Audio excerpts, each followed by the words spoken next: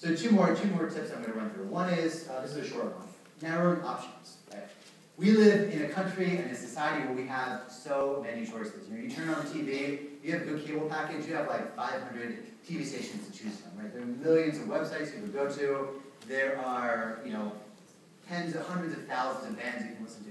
We have so much choice. And we tend to think that choice is a good thing. And a lot of times it absolutely is. But if we want someone, a friend, a family member, a member of the public, a member of our school, if we want someone to do something, then it's probably not a good idea to give them too many choices. So some examples from the research here. So there was one study that found that the more retirement funds workers were given to choose from, you know, whether they had 20 retirement funds to choose from or 2 to choose from, the more they had to choose from, the less likely they were to choose any fund whatsoever, and the less likely they were to save for retirement. Another example, probably a little more appropriate to you all, there was a study done on college students like yourself, and they were presented with this hypothetical situation. And maybe you can put yourselves in this situation. All right, so they were asked to imagine that, okay, so tomorrow you have this big test, right? And you were planning on going to the library and studying all night for this test, because it's very important. But you just found out that this band that you really love is going to be in town playing for tonight only. So what do? You stay at home you stay at the library and study like you planned, you go out and you see this band that you really want to see. Right? Well, in this case, 80% of students made the wise choice to forget the studying and go out and have fun. Right? Other students were presented with a similar but slightly different situation.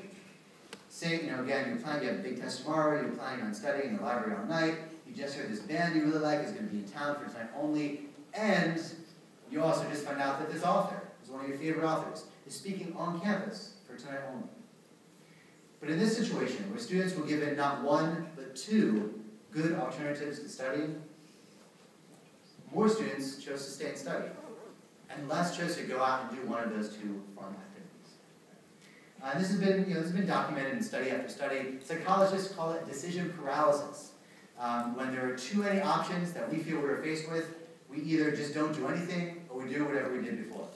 So if we're used to having, you know, plain Skippy peanut butter, and we go to the grocery store and we see, oh, now there's like 30 types and varieties of peanut butter out there, we don't want to think about which one of these, we don't want to take the time to decide which one of these 30 peanut butters is best for me in my life. You know, we're just going to pick out that Skippy that we know we love and we're going to get out of it.